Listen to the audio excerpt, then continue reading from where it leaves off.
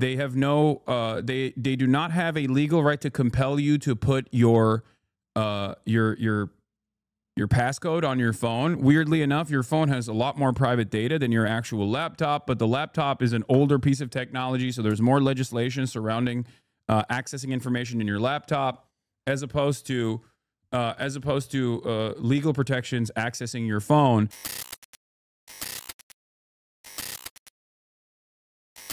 So, anyway, let's get started. CBS News Chicago. Streamer Hasan Piker takes issue with the questioning at O'Hare International Airport. He was in town to speak at the University of Chicago, but says he was detained for several hours at O'Hare and questioned about his political beliefs. Federal agents say the prominent Twitch streamer is lying for likes. Our Sarah Maki is live at O'Hare and looking into this tonight. Sarah. Bro, they sent someone to O'Hare to cover it? That's crazy. That's dope. Is there going to be a part 2 of reacting to the context puke? Yes, there will be. Oh my God, this guy always comes in to demand, or is this the same? Yeah, this guy comes in and asks this like, yes, as I told you yesterday, I will repeat again. Yes, I'm going to finish the context puke. Do not worry. Okay. There's 40 extra minutes on it. And I said I was going to finish it, and I'm going to continue the fundraiser when I do finish it. Okay? I will burn through it faster. I will burn through it faster this time around. It's not going to be 12 hours or anything like that. What treasured memory have you lost recognizing this chatter? Who knows? All right, let's continue. Guys, with millions of followers, Hasan Piker often talks about left-wing issues and believes that is why he was pulled aside and questioned here at O'Hare. We talked with our legal analyst about what travelers need to know. They started asking me about crazy, like, do you like Donald Trump? It's illegal for him to even ask me those questions. Like, they can't deny me entry into my own country for, like, even if I was like, I love, they can't do that. Like, what do you mean? That's American-born citizen, Twitch streamer, and left-wing political commentator Hasan Piker recounting a 2-hour encounter with federal agents after he arrived in Chicago from a family vacation in Paris, an incident he talked about at length with his millions of followers. Everything I've done is fully protected under the First Amendment, okay? And none of these questions are actually valid questions to ask. A Homeland Security official acknowledged the incident, telling us this is nothing but lying for likes. Claims that his political beliefs triggered the inspection are baseless. Our officers are following the law, not agendas. And I suspect because this happened at an airport and an entry point into the country, that there were cameras everywhere. Legal analyst Irv Miller told us location is key. International travelers give up certain Fourth Amendment rights to search and seizure that domestic travelers retain. Immigration has an absolute right to ask you who you are and to see your identification, but they don't have a right to ask you questions and demand answers of things other than your identity and your... Yep. This is, you know what's crazy? For American citizens, I found out that Customs and Border Patrol technically doesn't even have a right to deny you entry for like stuff that that would fall under Customs and Border Patrol's purview, like whether you have like agricultural products that might be an agricultural threat. Like, that is literally the job of Customs and Border Patrol. Okay, I didn't know this. But even stuff that they are supposed to be looking at, like contraband, you have a legal right to say that you're not answering that, and that they can't deny you entry. They can confiscate it, but they can't like arrest you, from what I understand. Unless, I mean, obviously, unless it's like a drug, and then, you know, they investigate and you know, they catch you trafficking drugs or something, and then they can obviously arrest you. But as a United States citizen, like in that conversation, you're not, like, you can just say you're not responding to those questions beyond the confirmation of your identity. And I didn't even know that. Of course, they have ways of making it more difficult for you, but you have ways of making it more difficult for them. Like, for example, where there are things you can do, as I've mentioned already, that make it harder for them to actually seize your stuff or be able to like take in from you. They have no, they do not have a legal right to compel you to put your your passcode on your phone. Weirdly enough, your phone has a lot more private data than your actual laptop, but the laptop is an older piece of technology, so there's more legislation surrounding accessing information in your laptop as opposed to legal protections accessing your phone. This is why everyone always stresses the importance of removing biometrics from your phone. No Face ID, no thumbprint, none of that, because they can actually, it is an illegal gray zone where they can actually use your biometrics to turn on your phone. And I believe there's a term called like first unlock or something. I forget what the actual term is called, but like they literally, once it's unlocked, or if they seize your phone while it's unlocked, while your phone, before first unlock, like while your phone is already unlocked, they can actually look through it. There's different ways of doing this. You can put your phone on airplane mode, and then they can literally look through everything on your phone. They can't just like look for new information by refreshing your email or anything. But one of the quickest things that you can do if you forgot to change biometrics, if you forgot to remove biometrics from your phone, like Face ID from your phone, you can click the hold button 5 times in a row in rapid succession, which automatically will lock your phone, and you won't be able to use Face ID until you put your passcode in. But then again, and that's for your iPhone. But then again, it doesn't even matter technically, because they can still try to get this information out of you or make your life difficult and detain you for a very long time if you refuse to play ball. So at that point, it's up to you. But that's the reason why I say you have to play ball. The best idea, obviously, if you're traveling internationally, is to travel with a burner phone. That's what people say. Or back up your phone beforehand and then wipe it when you are in the process of travel. Of course, this is just for United States citizens, and I believe green card holders as well. Green card holders also have additional... Green card holders and U.S. citizens have more protection at the border than non-citizens do, or travelers do. Unfortunately, if you are on a student visa, if you're a visa recipient like Customs and Border Patrol, it's within their power to deny you entry into the country. So, you know, unfortunately, you have a different set of standards. But what I'm talking about is specifically about American citizens and even green card holders. Even though this administration is trying to change that dynamic, green card holders also have, and this is not legal advice, obviously, but green card holders also have additional sets of protections for them. Like you can't deny entry to a green card holder either, in the same way that you could to someone who is, simply on a visa. Your citizenship. He adds all travelers keep their Fifth Amendment right to remain silent, though acknowledging that could prolong your border enforcement is a White House priority. The government is trying to be tougher.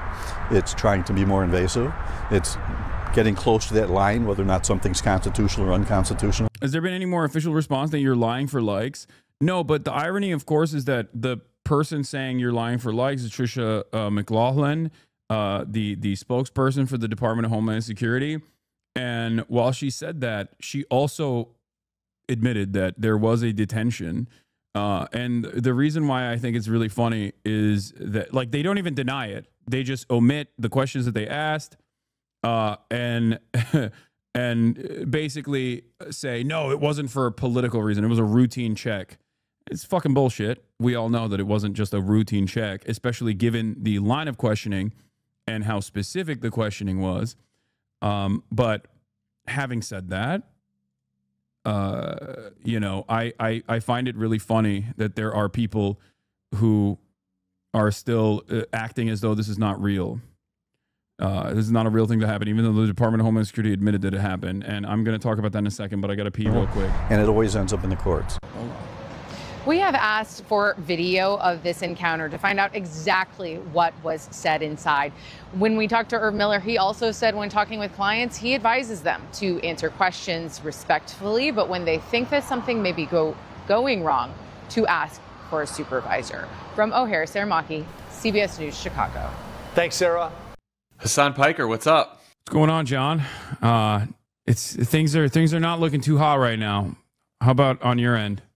You were briefly a political prisoner? Yeah, I mean, I wouldn't go that far, but yeah, I was briefly detained by the regime for being a political dissident and interrogated on my loyalties to the administration. So, for people who have not yet heard this story, which is all over the place now, can you tell us what happened? You were in France, and you were flying home. I went to France for Mother's Day. Took my family there. Did they straight up ask you about your temporary bans on Twitch? Yes, they did. Oh God, why does this keep happening, man? I don't understand. Bro, what is this self-suck half a stream? No, I'm not actually going to watch the whole thing, but you guys should if you would like to. Is wild this happened, but Legacy Media has an axe to grind with you after your name came up in a meeting where I work. Someone blasted a Richie Torres press release to the entire network for awareness. No, that's not Legacy Media. That's Legacy Media does not have an axe to grind with me necessarily. Obviously, if they did, they wouldn't be talking. They wouldn't be offering this kind of coverage. But there are, of course, always going to be people in newsrooms that are fucking freaks.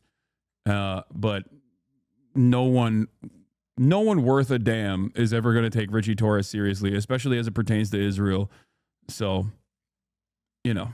fairly easy to counter. Talk about the library? What do you mean? I can't sub to you using Prime. Monthly membership is also enabled. I don't understand why this is happening. I don't know either. But the Trump library... Oh, here's the last thing I was going to say about this. Well, one, I have officially set my line of inquiry. I sent in my line of inquiry at dhs.gov/trip to get more information on why this detention took place. Questions were asked. So we'll see when they respond what they will say. Because I also asked them, like, how do I make sure this doesn't happen again? Okay. That's one. What is this? They're right. My Prime sub needs renew, but it won't let me. Only gives me an option for 3 to 6 month subs. And that's weird. Okay. They ain't responded. LMFAO. Who knows? Did the news network ask you for comment before claiming you lied? What? They did. The outlet that reached out after that statement, after the DHS statement, was NBC, which I did reply to.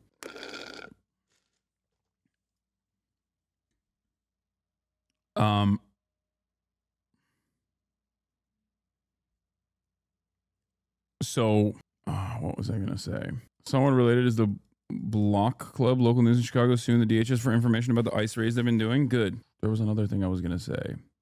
He's a communist with a Gucci bag, got his product cakes, got to have his swag. Why do people keep repeating this over and over again?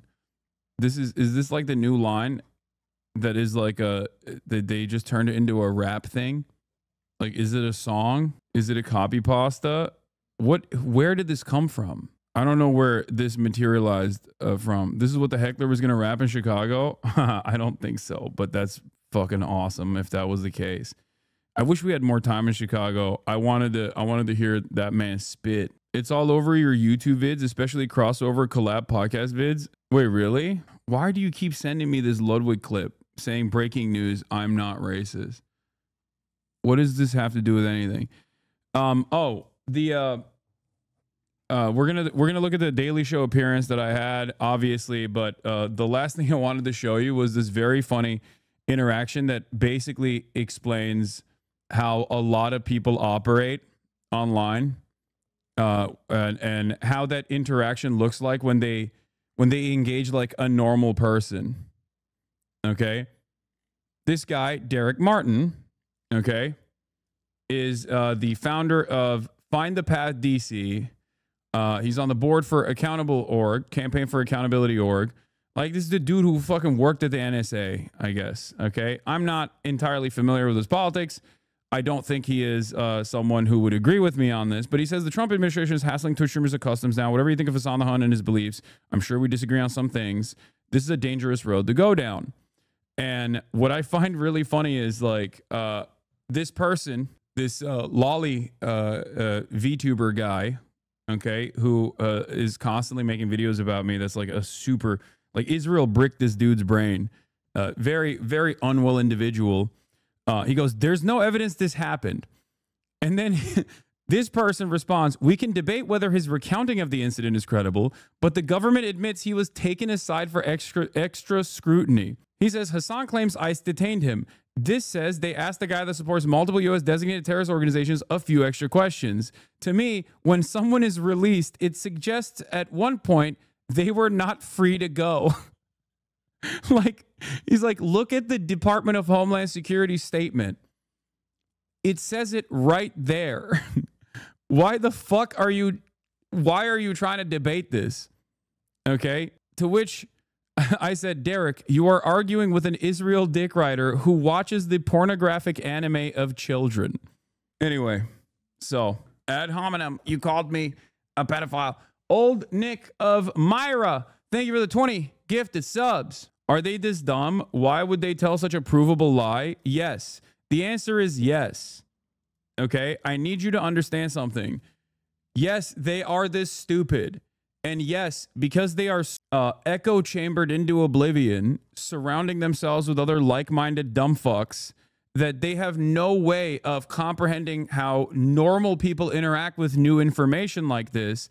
And they think every single person is geared up, tuned up to 11 with their unimaginable HasanAbi hatred that is deep in their core, a very important part of their fucking identity. No one cares. No one is like this. Most people are not like this, okay?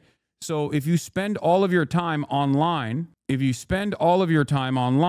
obviously you are going to have a very different approach to this situation, because there's a lot of insane stuff for the past, I don't know, 4 or 5 years at this point that have circulated online, mostly slander, mostly smear, bullshit, right? So you can generate a lot of attention and get some clicks if you entertain this ridiculous nonsense. Get in the helicopter. What does this mean? I don't know what the fuck this guy's saying. But for normies, they look at the situation and go, I am reading the news and it says something very different than the way that you are approaching the subject matter. It's a Pinochet reference? Oh, cool. I don't care. Whatever. Who gives a shit? But yeah, that's also the reason why so many people, when they find themselves in this like weird fuck Hasan echo chamber, they cannot comprehend why like mainstream news will give me any time whatsoever, or will offer me any positive coverage whatsoever.